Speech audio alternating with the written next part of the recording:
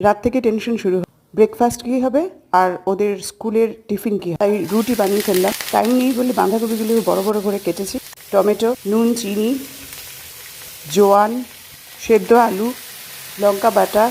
আমার মেয়েরা আবার একটু ঝাল ঝাল খেতে ভালোবাসে, তাই একটু বেশি করে লঙ্কা বাটা দিয়েছি।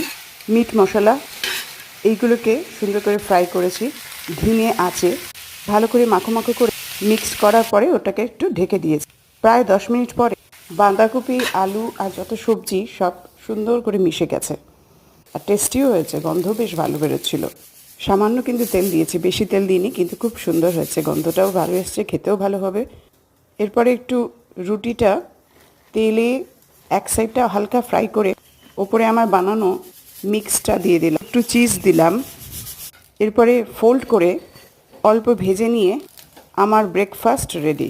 এটাই আবার টিফিনেও দিয়ে দিয়েছি, ওদের খুব ভালো লাগে খেতে, পেটও